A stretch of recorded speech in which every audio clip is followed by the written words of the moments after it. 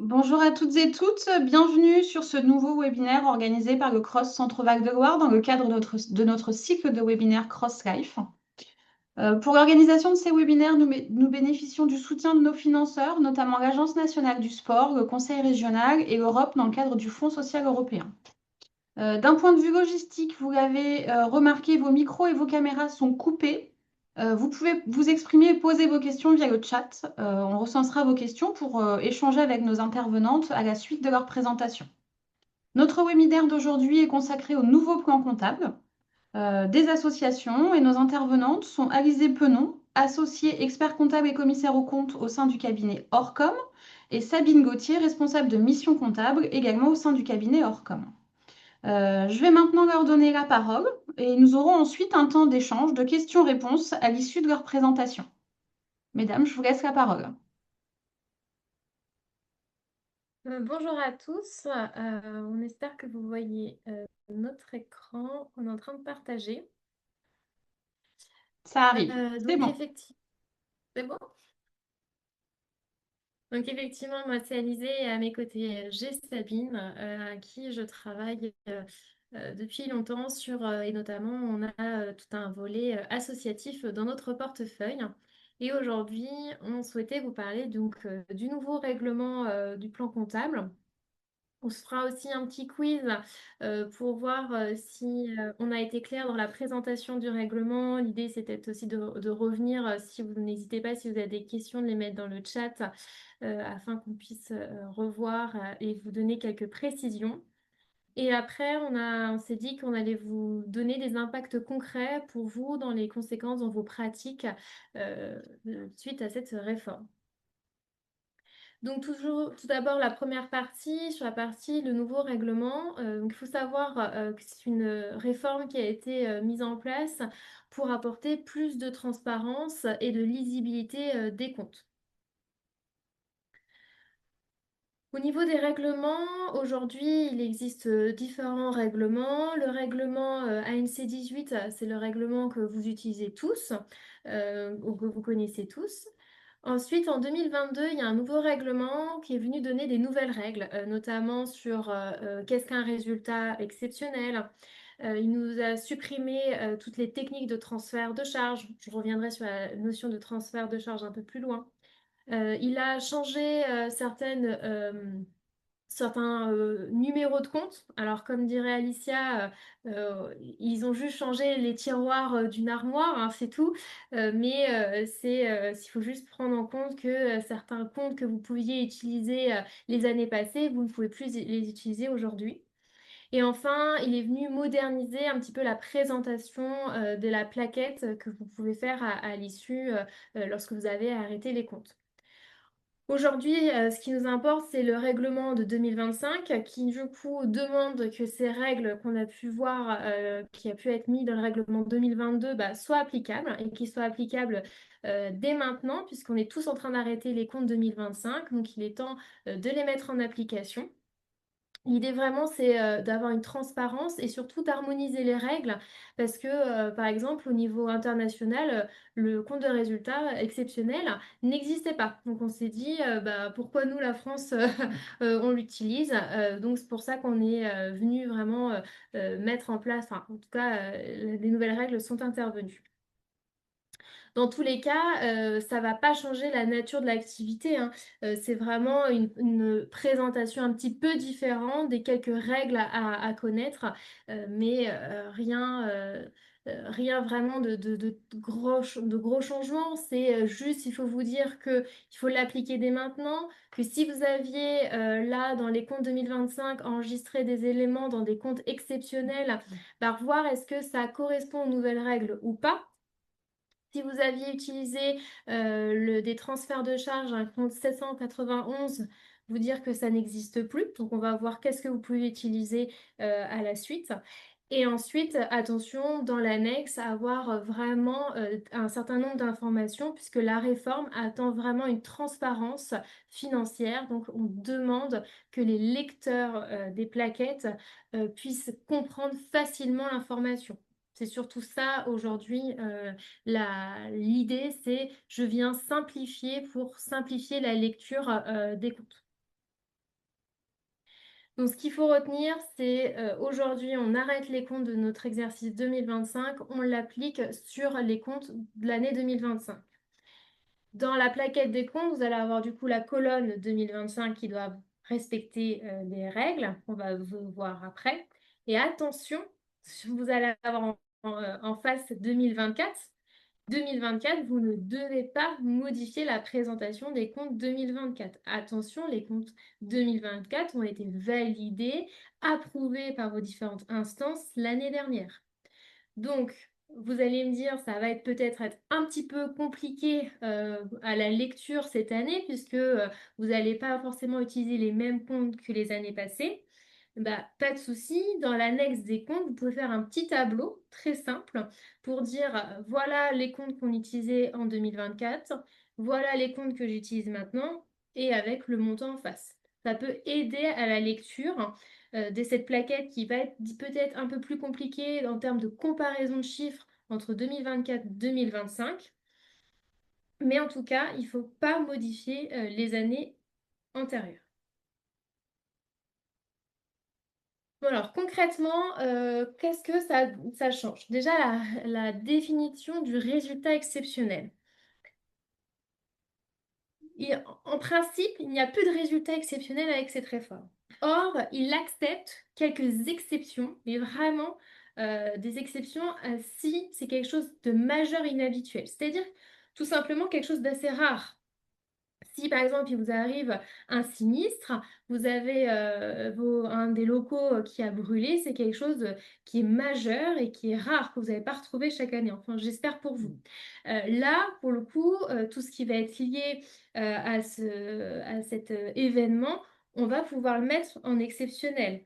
Par contre, des choses qu'on peut retrouver d'une année sur l'autre ou qu'on peut retrouver dans le temps, par exemple une vente immobilière, c'est quelque chose qui est quand même, qui peut être classique, entre guillemets, dans vos activités. Même si ça n'arrive pas chaque année, on peut être amené à acheter, revendre de l'immobilier. Après, la difficulté que vous pouvez avoir, c'est que c'est quelque chose qui est propre à vous, propre à votre organisation. C'est pas parce que l'association voisine d'à côté va avoir mis des choses en exceptionnel que vous pouvez le mettre en exceptionnel. C'est quelque chose de vraiment où il faut analyser, se dire, normalement, je ne devrais pas avoir de résultats exceptionnels, mais là, c'est quelque chose d'assez rare pour mon organisation, donc il faut que je le mette en avant et donc on le considère comme exceptionnel. Si vous avez des experts comptables ou des commissaires aux comptes auprès de vous qui vous conseillent, eh ben, n'hésitez surtout pas à les interroger et faire valider ce positionnement-là en résultat exceptionnel. Pour vous aider, Sabine vous a fait un petit arbre décisionnel. Voilà, bonjour à tous. Donc, oui, par rapport à ce que vient de vous dire Alizé, j'ai fait un schéma qui vous permet de vous poser les questions et en fonction de vos réponses, bah, vous passez à l'étape suivante. Donc voilà, la première, c'est bien sûr, y a-t-il un événement majeur et inhabituel? Donc, comme le disait Alizé, on est sur des situations rares sur des situations au cas par cas qui sont en fonction de chaque structure. Et c'est vraiment voilà, à analyser. Et ensuite, voilà, on descend les autres questions. Y a-t-il des produits et des charges directement liés à cet événement? Et voilà, et on décline. Et à la fin, ça nous permet de déterminer schématiquement, là, de déterminer si on est plutôt dans une situation exceptionnelle ou dans une situation ce qu'on appelle d'exploitation de courant pour l'exercice. Donc maintenant, vous allez vous poser la question, bah, si là, lorsque j'ai mis à jour ma comptabilité, bah, j'ai des éléments qui ressortent en résultat exceptionnel, qu'est-ce qu'on en fait, Sabine? S'ils ressortent On va les...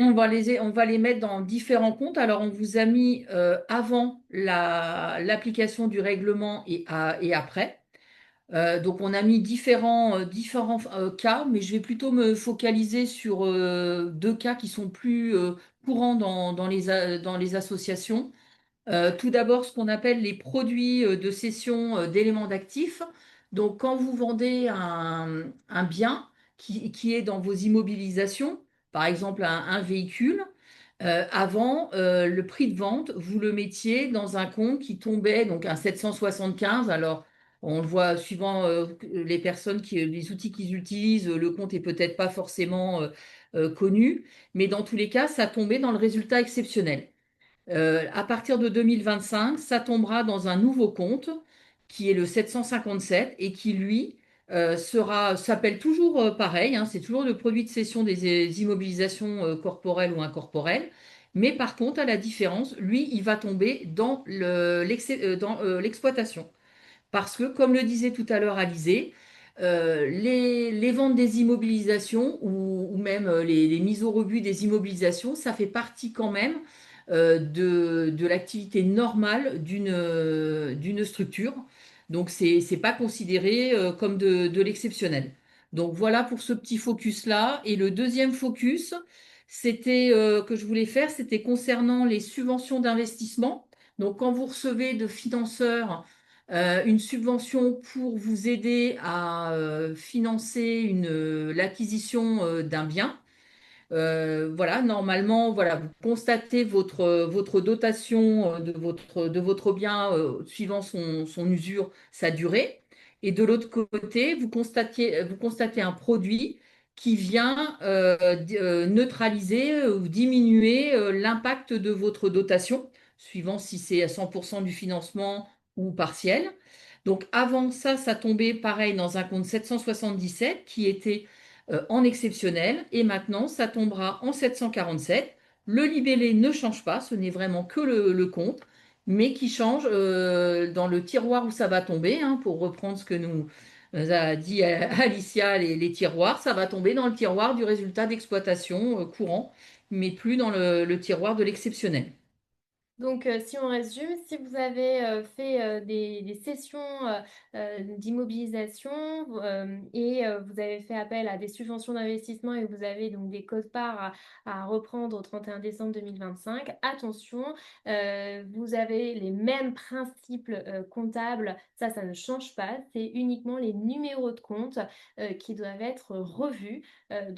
Si vous êtes dans ces deux situations-là, qui sont les situations qu'on rencontre le plus souvent, chez nos clients, n'hésitez pas à revoir si les comptes utilisés au cours de l'année 2025 sont corrects par rapport à la réforme.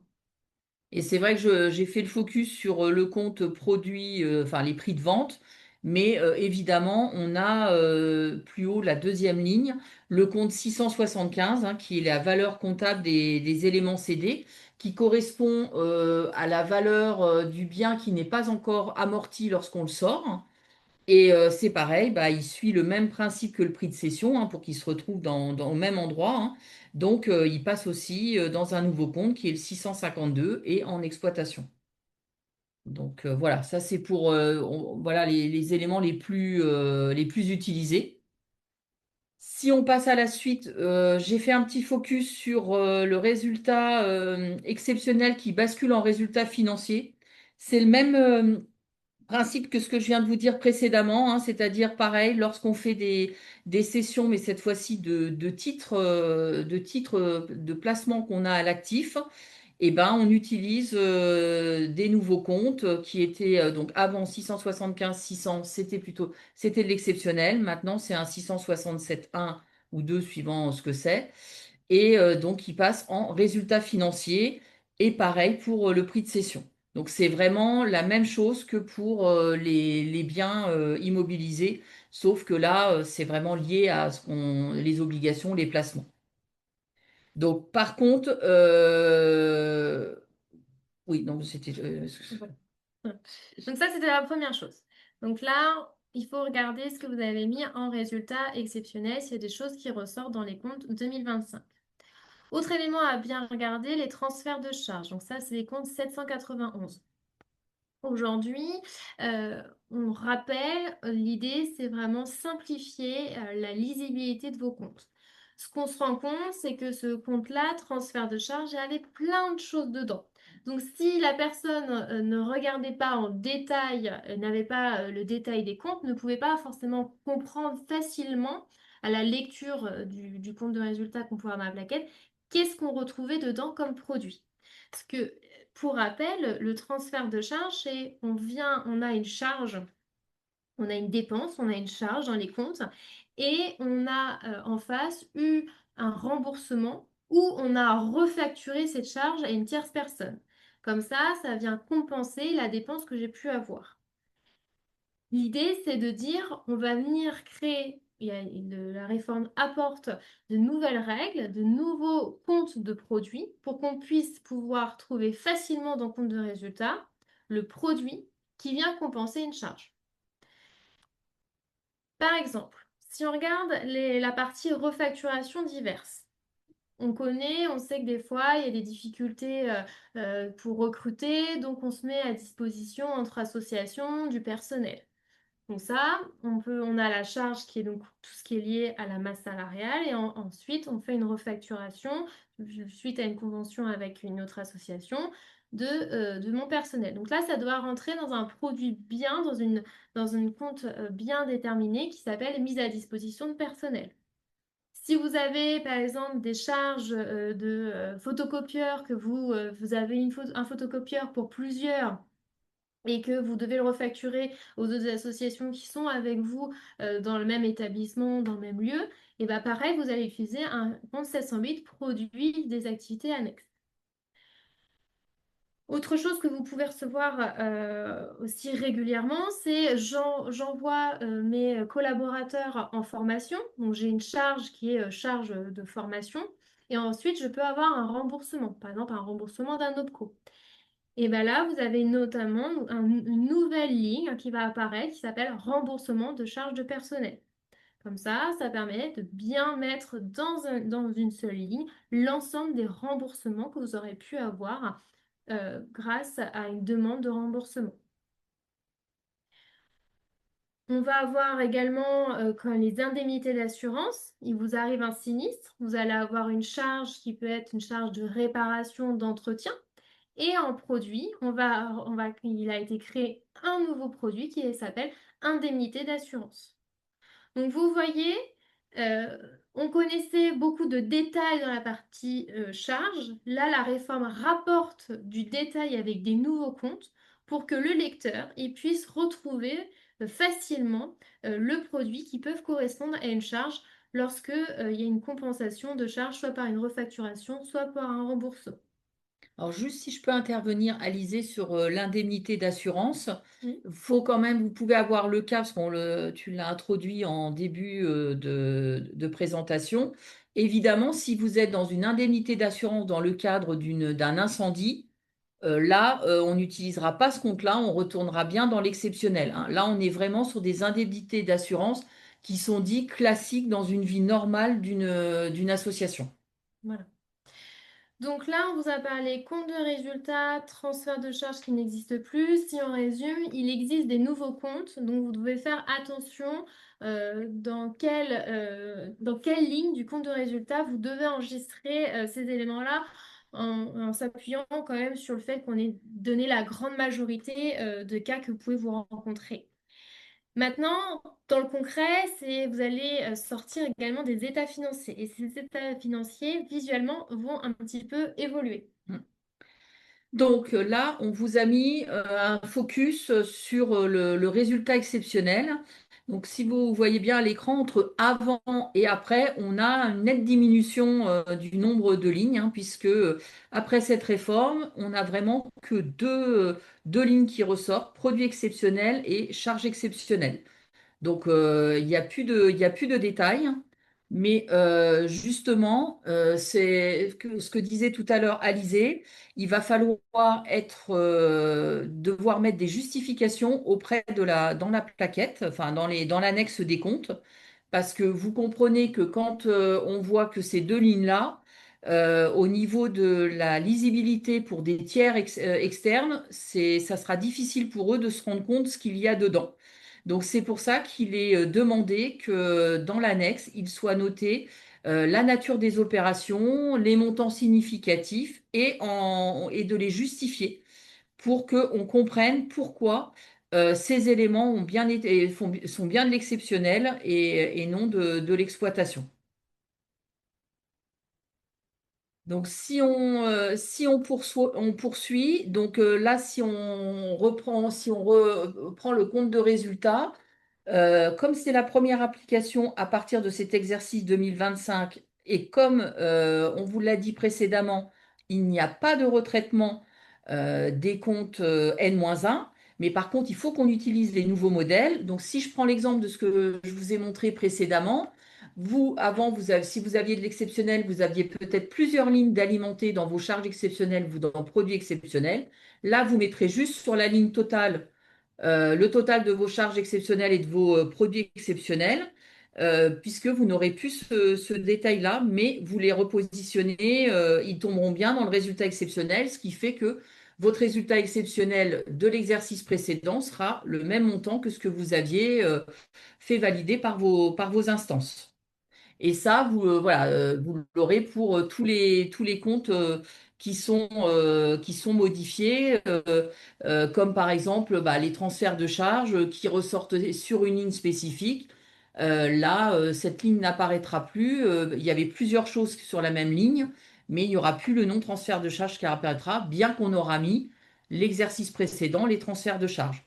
Donc, ce qui permet pas aux premières vu du modèle, de pouvoir avoir une lisibilité claire pour cet exercice.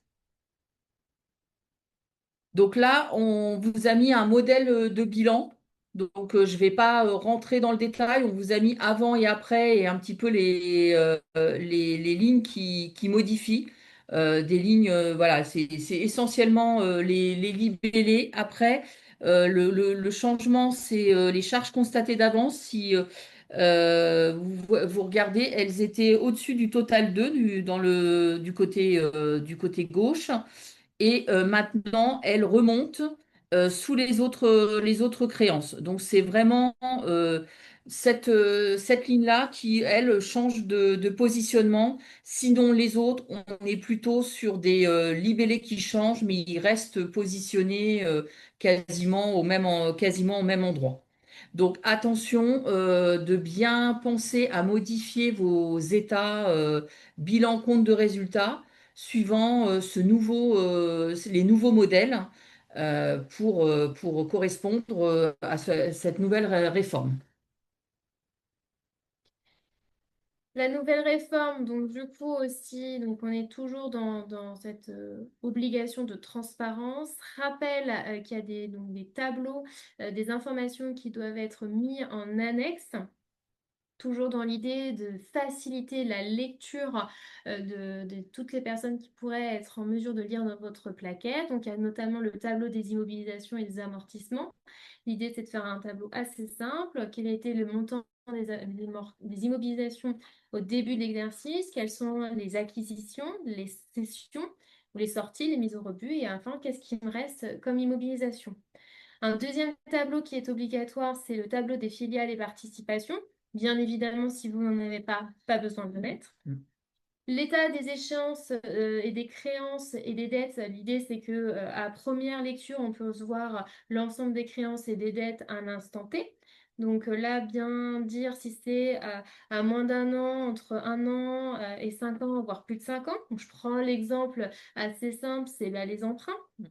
Si vous recourez à un emprunt, bien faire la distinction de à combien j'ai de dettes à moins d'un an, entre 2 et 5 ans, et à plus de 5 ans. On a aussi du coup un tableau qui va devoir bien expliquer votre résultat exceptionnel, puisque comme vous l'a montré Sabine, c'est plus que 2 lignes. Donc là, le lecteur, il va pas savoir qu'est-ce que vous avez mis dedans. Donc là, il faut refaire un tableau en détaillant plus ce résultat exceptionnel. Mais c'est vraiment quelque chose d'assez rare de mettre ce tableau-là normalement.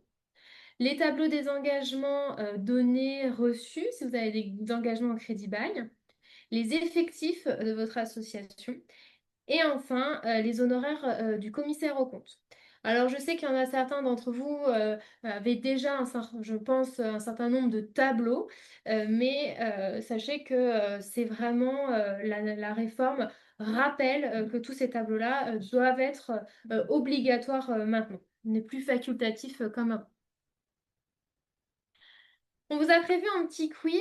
Donc, la Alors, première question, quels éléments peuvent relever du résultat exceptionnel? Donc, question à choix multiples, vous pouvez choisir plusieurs réponses. Première, donc on a 94 personnes sur 103 qui nous disent que ce sont les indemnités d'assurance après un sinistre.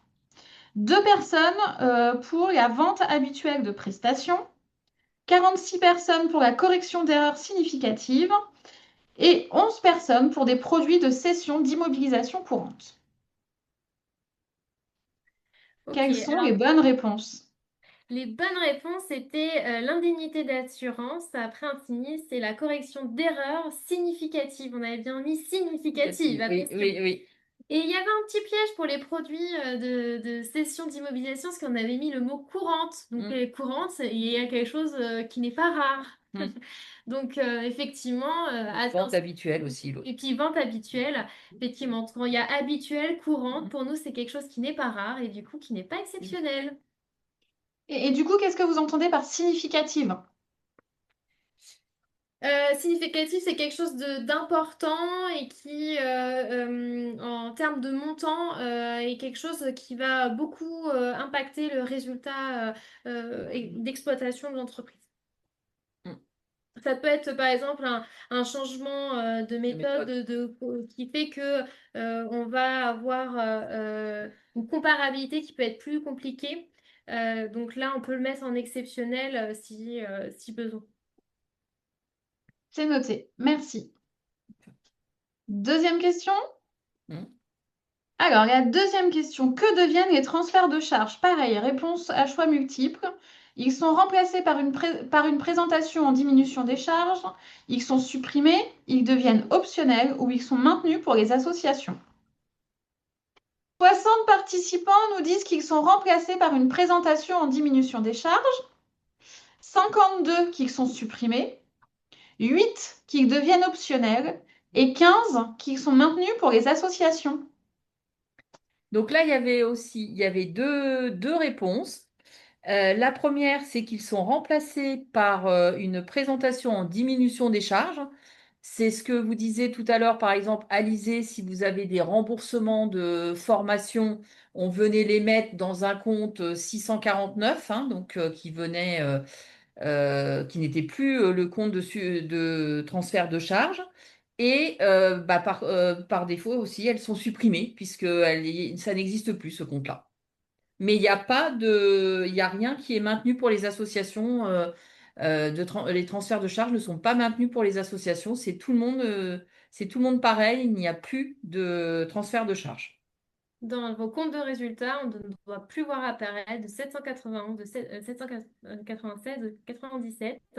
On doit voir apparaître les nouveaux comptes qu'on a pu vous présenter précédemment.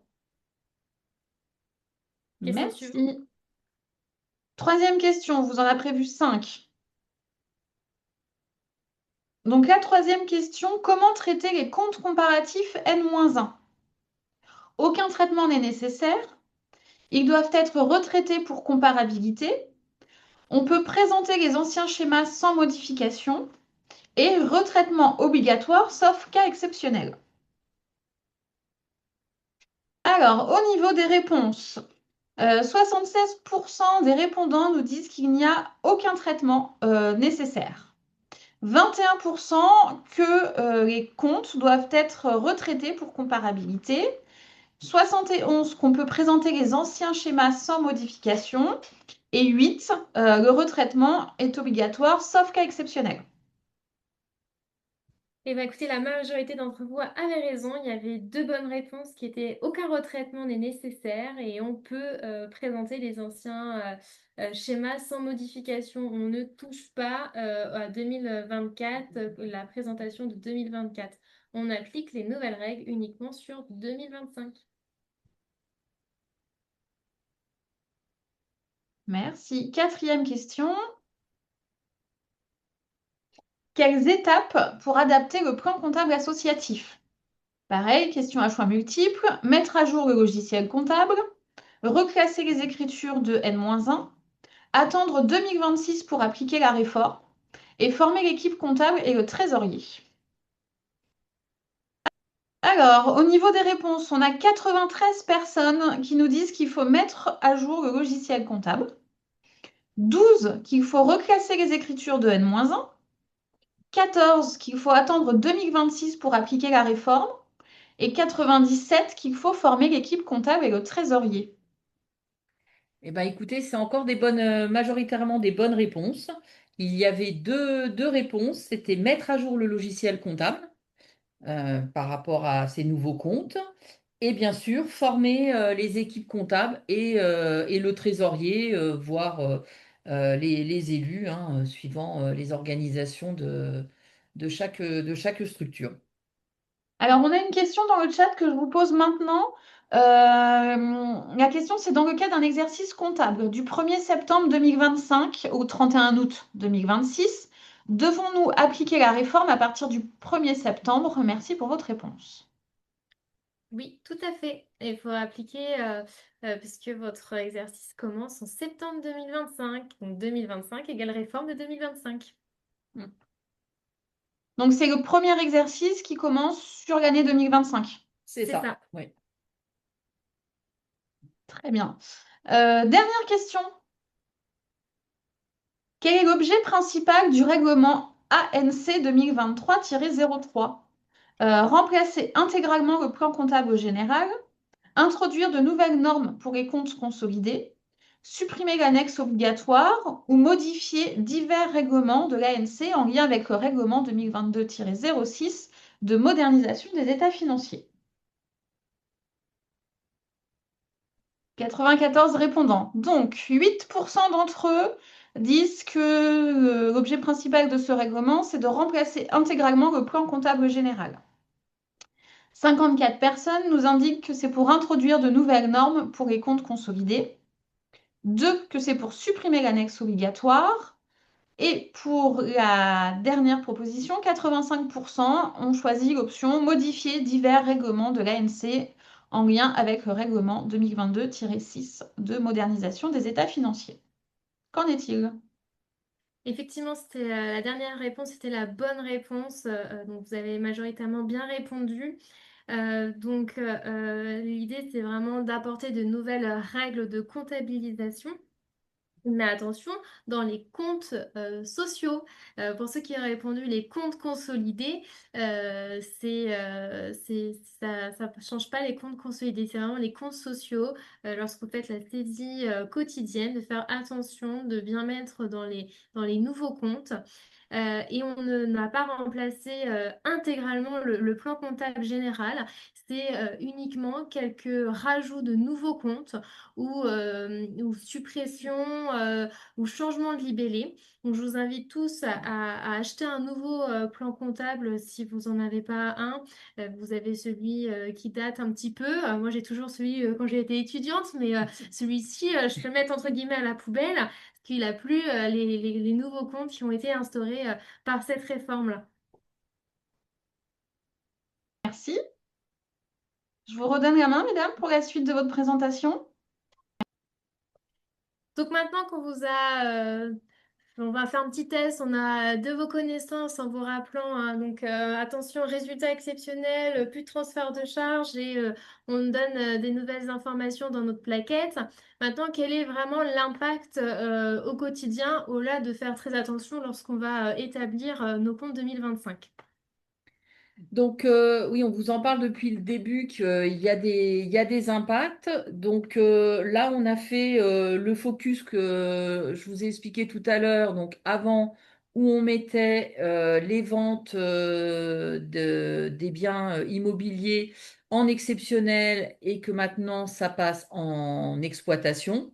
Donc, ça change la lecture de vos états. Et évidemment, ça peut avoir des conséquences sur les tiers auxquels vous diffusez vos comptes sociaux.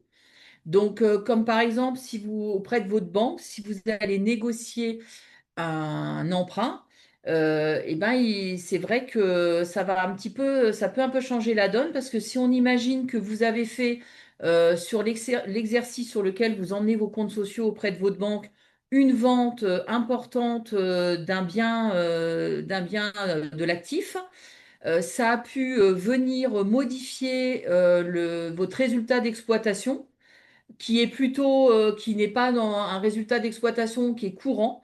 Donc c'est pour ça qu'il faut bien expliquer, bien communiquer pour que votre interlocuteur puisse bien comprendre et ne se focalise pas juste sur sa lecture et pourrait penser à des choses qui ne sont pas la réalité. Et aussi, je pense pour les associations à être vigilants sur vos financeurs pour quand vous allez chercher des subventions, parce que ça c'est pareil, ça va souvent vous leur apporter vos comptes sociaux. Et ce qu'il faut savoir aussi, c'est qu'on a quand même une majorité des financeurs qui sont publics. Et ces financeurs publics n'ont pas les mêmes obligations que le privé. C'est-à-dire ce qu'on vient de vous présenter, ça s'applique pour le privé, mais ça ne s'applique pas pour le public. Donc, eux peuvent être déstabilisés par rapport à vos présentations.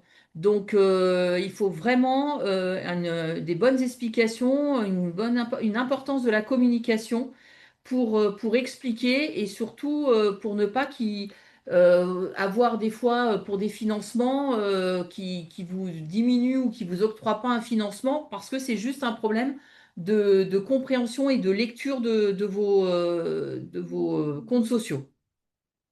Et aussi prévoir une information auprès de vos gouvernances, vos instances, parce que eux, c'est pareil, quand vous allez présenter vos comptes lors de la validation de vos comptes 2025, il faut aussi leur apporter ces explications parce qu'ils n'ont pas peut-être pas forcément l'information qu'on est en train de vous donner. Donc, il faudra bien leur expliquer aussi ces changements pour qu'ils puissent aussi appréhender et bien comprendre vos comptes sociaux.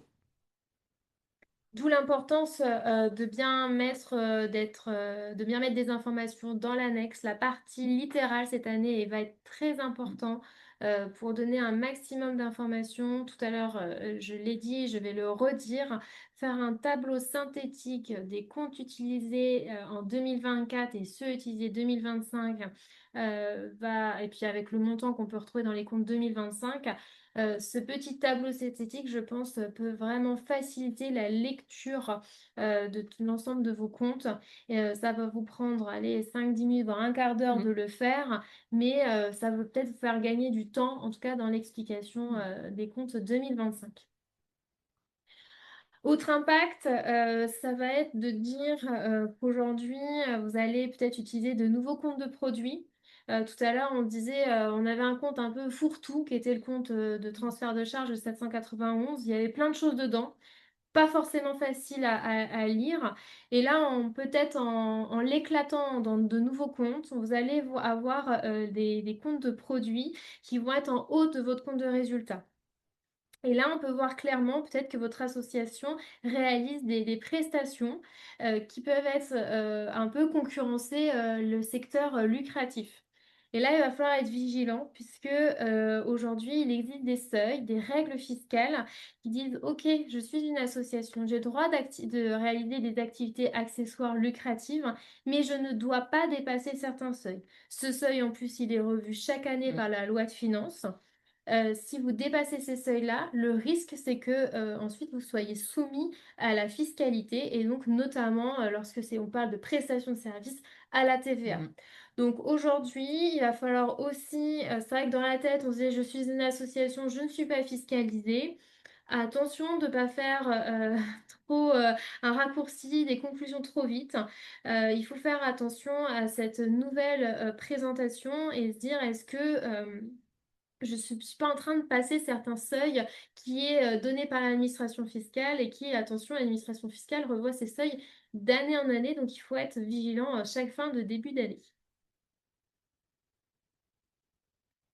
Aussi, dans les impacts, c'est concernant les charges du personnel, parce que comme on le disait tout à l'heure, donc ce compte 791 est supprimé. On va remonter dans un compte 649, donc pour remboursement de charges de personnel, tout ce qui peut concerner, comme le disait tout à l'heure Alizé, les remboursements de formation, mais aussi, je pense, aux indemnités journalières quand vous avez de vos salariés qui sont en arrêt maladie. Donc, ce qui fait que c'est le fait de le remonter dans un 649, ça va venir s'impacter sur votre ligne charge du personnel. Vous allez donc avoir plutôt une présentation de masse salariale dite nette. Et c'est pareil, ça peut avoir dans la présentation un changement de lecture entre N et N-1, parce qu'au premier abord, on pourrait dire, ah bah, la masse salariale, elle a diminué sur cet exercice, mais non, attention, c'est qu'il y a une partie l'année précédente qui était dans un autre compte, donc de bien faire attention à ça, parce que ça veut dire qu'après, ça peut avoir des changements sur le calcul de certains aussi ratios financiers qui peuvent être demandés aussi des fois dans le cadre de dépôt de dossiers auprès de financeurs et de revoir les indicateurs, hein, et pour ceux qui seraient concernés, ça peut aussi avoir des impacts sur certains contrats collectifs qui peuvent être des fois assis sur des ratios spécifiques. Donc, de bien prévoir, de bien prendre en compte ces éléments-là et aussi de bien prévoir une communication, un dialogue social pour tous ces impacts qui interviennent. Et enfin, les derniers impacts, donc attention à votre système d'information, au logiciel. Est-ce que aujourd'hui on vous sort des états qui sont conformes? Est-ce qu'ils ont bien été mis à jour? Si ce n'est pas le cas, il va falloir du coup vous rapprocher de vos éditeurs. Bien former vos équipes, vos bénévoles, afin que tout le monde puisse comprendre les chiffres 2025. Et enfin, attention à vos contrats. Est-ce que vous avez signé des contrats, j'imagine peut-être avec des assureurs qui font leur calcul de leur cotisation en fonction des états financiers que vous leur communiquez? Donc, est-ce que ces reclassements de produits ou de charges, est-ce que ça peut être amené à impacter un petit peu ces charges-là? Donc, soyez vigilants et puis n'hésitez pas à faire attention quand vous voyez qu'il y a une grosse augmentation d'un contrat, d'aller revoir votre prestataire en disant, est-ce que vous n'êtes pas trompé dans le calcul de vos ratios? Donc avec Sabine, on espère qu'on a été assez clair. L'idée maintenant, c'est un petit temps d'échange, qu'on puisse répondre à vos questions. Merci. Alors, parmi les questions, où trouve-t-on facilement le seuil le seuil d'exonération de TVA? Elle se retrouve dans la loi de finances, mais il faut garder en esprit un chiffre de 80 000 euros. Mm. Il Merci. évolue pas beaucoup tous les ans, hein. Ça va, C'est 1000 euros, enfin 1000, oui, 2000 euros grand maximum, hein. mais si vous avez le chiffre de 80 000 en tête, c'est parfait. Autre question, au niveau des tableaux dans les annexes, est-ce qu'il faut faire apparaître en détail, par exemple, si on a trois créances, est-ce faut faire apparaître le nom et les montants de chacune de ces trois créances ou est-ce qu'on peut faire des regroupements?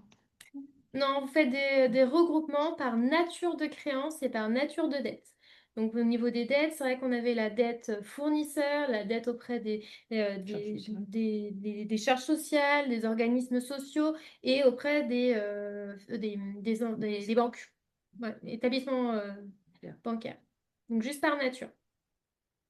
Très bien. Et du coup, c'est pareil pour les charges constatées d'avance ou les produits constatés d'avance, on fait des regroupements ou là, on les indique toutes? Vous faites également des regroupements, pas besoin de lister. Si la personne veut vraiment avoir du détail, là, il faudra lui donner un extrait du grand livre. Mais on reste synthétique. D'accord. Autre question, les refacturations de frais professionnels, indemnités kilométriques, repas, au prix coûtant, peuvent être comptabilisées en 708 ou en diminution du compte des charges.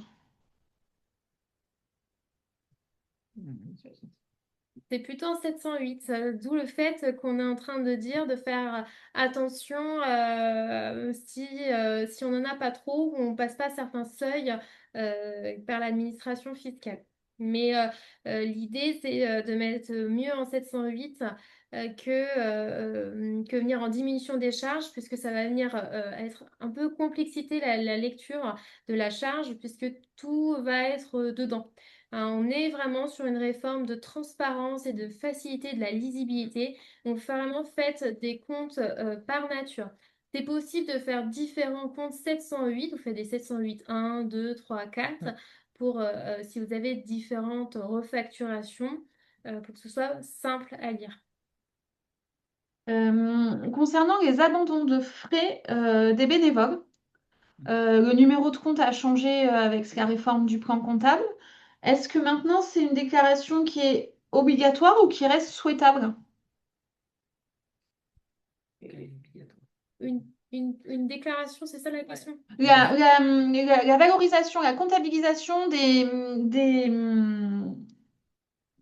il y a deux questions, pardon, je vais même poser ma question.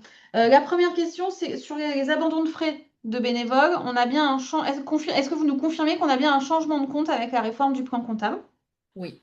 Et quel est son impact de ce changement de compte? Oui, on a bien un changement. Le compte, c'est 754. Donc, il a été bien défini. Donc, c'est ce compte-là qui doit être utilisé. Et normalement, vous devez déclarer ces abandons, puisque ça permet aux impôts de pouvoir faire le pendant avec ce que va déclarer votre bénévole, puisque lui, ça va lui faire une réduction d'impôts. Et donc nous, en tant qu'association, sur quel type de déclaration on les déclare? Alors ça, par contre, je sais pas le numéro parce que Bah, pas le numéro en tête, ça, on pourra le redire à c'est Alicia. avec les reçus, c'est comme avec les reçus fiscaux. Ouais. C'est considéré comme les reçus fiscaux. D'accord. Donc l'impôt sur les sociétés? Non. Non, non, non, c'est un reçu fiscal comme on peut faire un reçu fiscal Ouais, lorsqu'on reçoit un don pour ouais. que la personne elle puisse avoir le justificatif. C'est pareil, c'est un reçu pour que la personne puisse se justifier Ouais. lorsqu'elle fait son impôt sur le revenu. Oui. C'est une fiscalité personnelle pour le coup. D'accord. Autre question concernant la valorisation du bénévolat. Avant, il était souhaitable. Est-ce que maintenant, la réforme fait qu'il devient obligatoire ou ça reste toujours à la volonté des associations? Non, c'est obligatoire de valoriser le bénévolat. L'idée, c'est que vous puissiez mettre en place un suivi dans vos procédures afin d'avoir le chiffre, le nombre d'heures de bénévolat assez simplement. Et après, ça se valorise par un coût qui peut être un coût qui peut être pris par le SMIC si Si besoin. vraiment on n'a pas autre chose. Si vous n'avez pas d'autres coûts en interne, Ouais. si vous n'avez pas de fonction similaire à ce qu'avaient fait les bénévoles. D'accord. Une autre question. Donc, je reformule. Donc, on a une association qui reçoit une aide à l'emploi qui est versée par sa fédération. Est-ce que cette aide à l'emploi, elle doit venir en compte 649 ou est-ce que ça doit être dans un compte de subvention? Dans un compte de subvention. Là, du coup, C'est le cas particulier.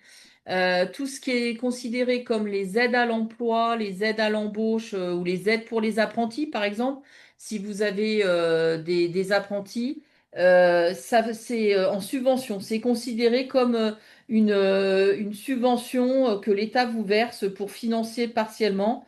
En plus, sachant qu'elle bouge régulièrement au fur et à mesure des lois de finances.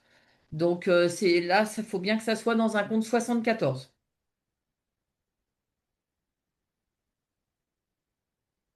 très bien. On a eu une question sur les outils qui sont utilisés. Donc, on a eu des échanges dans le chat sur Basiconta et sur Sage. Donc sur Basiconta, une des participantes a indiqué que l'outil avait été mis à jour et tenait bien compte de la réforme du plan comptable de 2025. Sur des logiciels comptables comme Sage par exemple, c'est à vous de faire la mise à jour du logiciel. La mise à jour ne se fait pas forcément automatiquement. Euh, Après, je pense que l'ensemble des éditeurs, tels que Sage, qui est assez connu sur la place, fait partie des éditeurs où, à mon avis, effectivement, il y a juste une mise à jour qui à récupérer. Mais les gros éditeurs de la place ont mis à jour il y a dès janvier 2025 afin que la saisie comptable puisse être en accord avec cette nouvelle règle. Alors, je vois plein de questions qui arrivent. On approche de la fin. Je vous les pose rapidement. Pour les aides financières reçues pour le service civique, quel compte utiliser?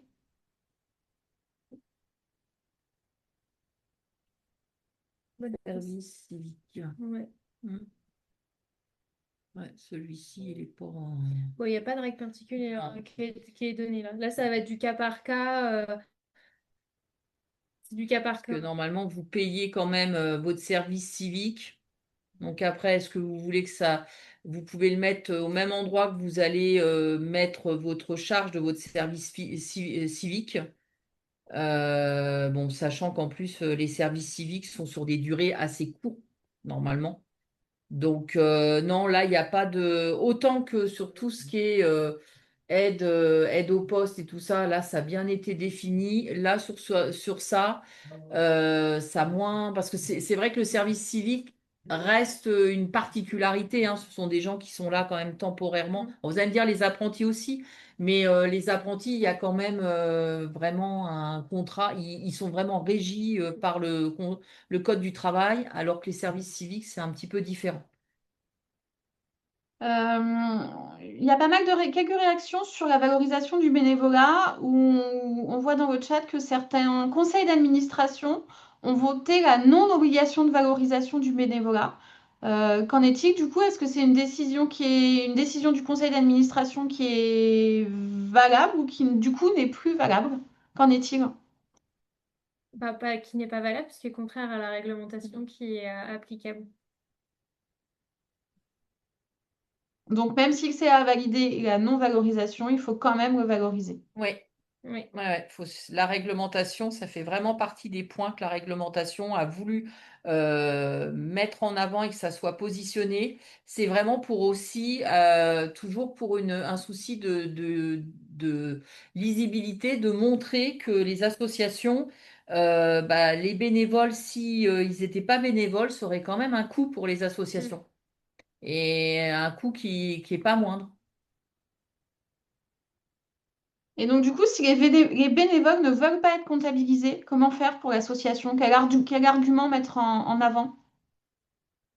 Ils ne veulent pas être comptabilisés, ça, on n'a jamais eu le Bah cas. non, parce que ça n'a pas d'impact pour eux. C'est du temps, on va juste prendre le temps qui passe quand ils vont, quand ils sont pour la structure. Donc, C'est reconnaître leur travail ouais, et le leur temps qu'ils investissement. passent dans l'association. Il n'y a rien de leur investissement. Il n'y a aucune conséquence derrière Pour eux. pour eux, hein. C'est vraiment le temps d'investissement que représente le bénévole et que si on ne l'avait pas, il faudrait sûrement faire appel à quelqu'un et qu'on devrait rémunérer. Alors, une dernière question sur le sujet. Quelles sont les règles pour valoriser le bénévolat? Les règles pour valoriser le bénévolat, si vous avez le nombre d'heures, soit vous avez des postes similaires, donc vous pourrez prendre le coût que vous coûte le personnel similaire à ce que peut faire un bénévole. Si vous n'avez pas de poste similaire et vous voulez faire une règle assez simple, vous prenez le coût du SMIC, qui est connu chaque année. Mm. Très bien. Le temps de notre webinaire est écoulé. Merci à toutes et tous de votre participation et merci Alizé et Sabine pour vos éclairages sur ce sujet du nouveau plan comptable. Nous vous donnons rendez-vous début avril pour notre prochain webinaire sur le thème de l'engagement des jeunes. Donc, le lien d'inscription va bientôt être disponible. N'hésitez pas à vous y inscrire. Merci beaucoup à toutes et tous. Merci, Merci, au bon revoir. après-midi, au revoir. Au revoir.